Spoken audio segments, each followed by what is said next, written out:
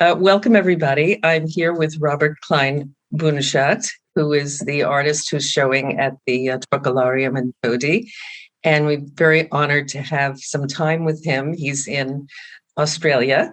And thank goodness for Zoom. We have the ability of speaking with him and sharing it with you. So thank you, Robert, and welcome virtually to Todi. Thank you for inviting me. Yes, it's great to talk across the planet. Yeah. The colors are so amazing in the leaf paintings. Is that? I mean, how real is that? Like I did those painting. I was inspired because it was a rainy day. There was big puddles in front of my studio. There were leaves in it, and I sort of started photographing the wet leaves. So the wet leaves have more colour in them when they're wet. And sometimes gum trees, they'll some leaves get really bright, like pinks and can be vermilion almost, and others are just really bone colour, just bone coloured. So it depends on which tree you are and where you are.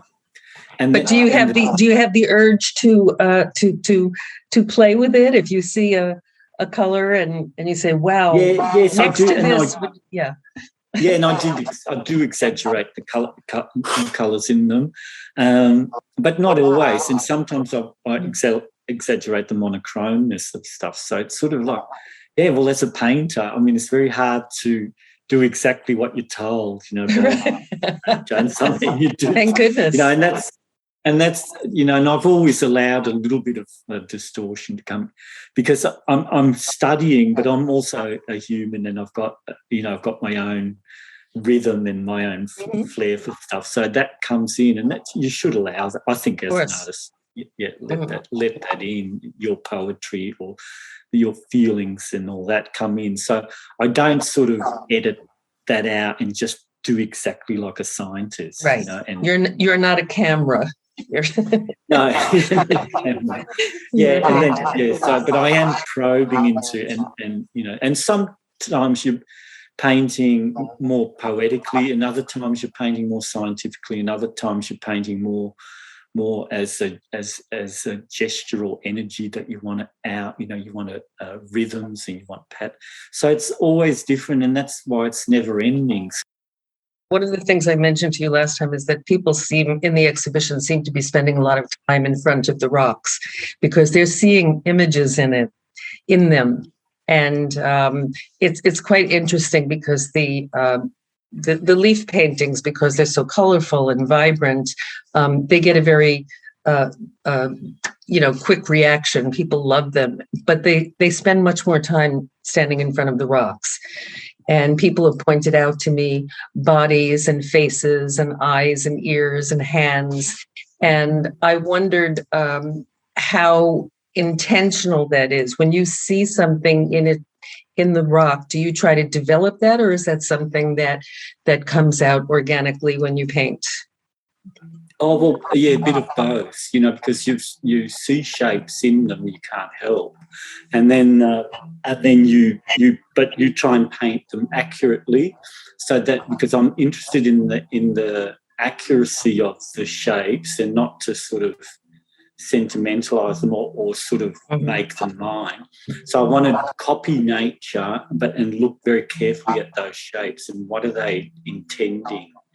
So it's not so it's by doing that you start to get all these interesting things happening, because nature's got everything in rocks or whatever you might be looking at, even bark in trees and stuff have got a lot of shapes that intertwine, so it's not just one shape next to another. It's that shape can then use the other shapes to become the focus.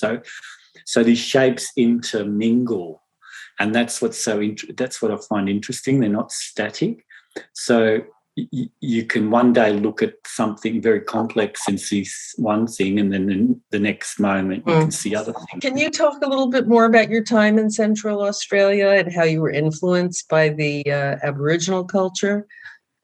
Yes, yeah, it's just absolutely fascinating because the culture is very much alive there, and all the different tribes have their different villages all over the place, and all different languages. So very vibrant cultural landscape. Uh, not without its social problems and everything too. But the interesting thing for me was, as a landscape painter, to see the landscape and the people. So and the paintings and the artwork that came from that land, and it's just a highly because it's desert. And also it's got a mountain range in it, so it's got a lot of strata, rock, exposed rock, lots of different types of rock. There's quartz, there's copper-bearing rocks, there's tin, uranium. It's all exposed, so it's very. So there's a lot of rock, in other words, So that's another reason why I sort of got so interested in rocks, Not that that's my main obsession, but it just started. It's one of them. Seeing how interesting, and also how, say, the Aboriginal culture, if there was a big rains and flood, then there would be a couple of months later, all the women painters all the colours would come out because all the flowers were out. So, but a couple of months later, all the paintings from those wildflower colorations were in the artwork. So as the landscape changed, so did the paintings, in the galleries in Alice Springs. So you saw this living, breathing, en masse, a profusion of paintings coming out of that. And the men's paintings are more in traditional colours, just black, white, and red. But the women painters are very adventurous with colour. And interesting. And they've also regulated themselves not to tell all the sacred stories, but edit the stories so that they're for white audiences as well. So it's quite sophisticated how they present their work, because it started off as in the late 70s when a school teacher went to Alice Springs, and the Aboriginal men didn't do any paintings because the actual paintings were based on ceremonial grounds that they would decorate in the desert. So when they would do like a play of dreaming or a storyline, they would get the soil, and they would stick bits of wildflower with emu fat and stuff onto the soil. So they would make huge patterns, a huge like dance floor with the dreaming story on it and in it. And then the dancers would come on enacting those stories on that theatre. So seeing all that, and like even I lived in the bush, and across the road they would go and sing that land. So every couple of months a group of Aboriginal people would come and sing that land, because so they relate to the land like it's alive, and the land relates back to them. So they get this sort of play with land and the seasons and the changes. They celebrate all this in song. Yeah, what's also interesting to me is you talked about going back to the Netherlands and looking at the old masters. So and getting influence on that end. So somehow you've taken these various influences and created your own unique style. So can you talk a little bit about the Rembrandt and Van Gogh influence? Yeah. Well, that's because I am Dutch, and because I went to Holland several times back again. I came here when I was sort of 14, but I was already painting when I was in my teenage years. So I was really obsessed with drawing and painting already. So when I came to Australia, I was it was a big shift, but the origins of my sort of ancestors of painting I was already obsessed with it in Holland, as a teenager. So So when I went back, I had a chance to actually go and see all the, the Rembrandts, the Van Holts, and the Vermeers, and all the amazing art, and Van Gogh, and all the flower bouquet paintings. So it was just, there's so much great painting and so much technique that they mastered. So I was really studying all that and took that back with me to Australia. But also I was constantly obsessed with learning how to paint. I see in your paintings you have a lot of dark backgrounds, and by doing that, the light comes out in a very interesting way. I mean, you've got the contrast of the dark background and then the luminescent leaves and rocks and all that. So I personally can see that kind of Dutch influence in your paintings, the way they work with light, the Vermeer and the Rembrandt, and Yes, that's right. And because also now that I'm in Walla, I don't have the Central Australian landscape sort of, in my face. So that's faded. And now I'm doing sort of more conceptual work as well. So now I can really let go in my painting and employ it how I want. So I'm not. When you say conceptual work, give me an example of what it is you're working on. Well, say with this series of rock panels and this, where I start to introduce meaning and try and work out or sort of tackling some of the mysteries of nature, which it can always become more and more mysterious the more you delve Absolutely, into it. So you're intentional about it. I mean, your paintings to me seem kind of like the epitome of the mystery of nature. But are you saying that you're getting more intentional about it? Well, looking. So I always start just by painting the nature, painting it, looking, and then meaning comes from that. And I do believe, like, it's a really wild statement. I think I said it in my little blurb that that mythology. I suspect mythology comes from the land. Comes from the relationship between the human mind and the landscape they're in, and the interaction of that. And when you paint a rock, you are painting that, and it is reflecting back to you. So it's alive, and you're related. So those things start to come out more and more. The more you do it, the more intensely you look, the more starts to come out at you. And it's so you can then direct it into meaning, or get meaning from it. And I think that's how mythology has entered the human psyche. Yeah, it's like writing poetry with trying to make everything rhyme. You set rules for yourself, and so it forces your brain to work in a different way. Yeah, it's interesting because if you set yourself like limitation on expression, it forces the other parts of the expression to have to broaden and develop. Right. So that's a lot of artists do this. They say, I'm only doing blue painting, like Picasso doing blue painting. Yes, right. So then you have to explore all the blues. There's a billion blues, so you've got to then explore. So, but if you're not doing that, then you never come across all the billions of blues. So it's sort of like, the limit. Well, if you have a long life and a long career like Picasso, you can have a blue period, Yeah, right. He had a rose period.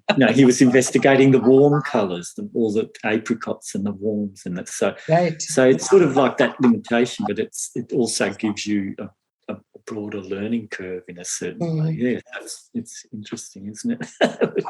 Yeah, it's well, also your unconscious is so much part of it, and things that you don't know that are there, but they're there. Yeah. Yes, and because you're not conscious, when children play, they enact out the reality of the now, in the play. So the playing is now, but when we as adults, we plan and we arrange, and that's all. It sort of kills off the now, and it's sort of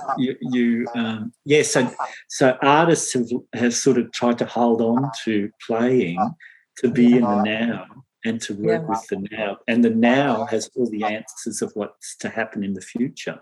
Yeah. So when you're really in the now, you're also in the future and the past. So it's and that's why the play is so enriching, because you're tapping every future and past and present. And that's why kids are so imaginative, that when they're playing. Yes. And they come up with all these new ideas of what they want to do. Yeah. Well, most of us have lost that capacity, but being an artist gives you the opportunity to keep rejuvenating that, because that's that is what artists do. Yes, that's right. It's sort of it's sort of something went wrong. They just forgot to turn into adults. Or they're adults, but they're trying to hold on, to that, because they saw the value in it, or they felt good about it, and they liked that play. Yeah. Well, we're looking forward to having you here to teach some classes. And can you also talk a little bit about how teaching is part of your life? I mean, does it help you as an artist to teach?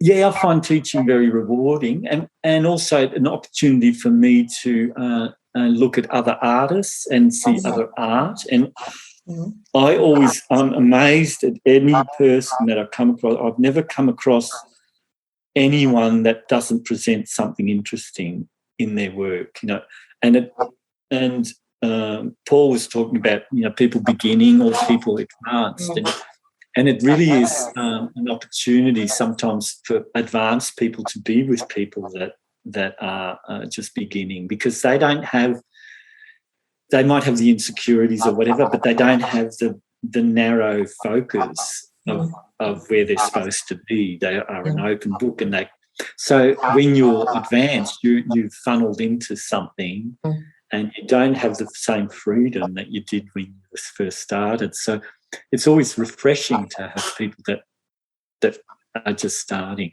and they all and every temperament is different, and every temperament presents different attractions to different shapes, different colours, different tones, and are fearful of certain things and not, but embrace others that others are fearful of and embrace. So in a group, you get the marvellous opportunity to see people that aren't fearful of the things that you are.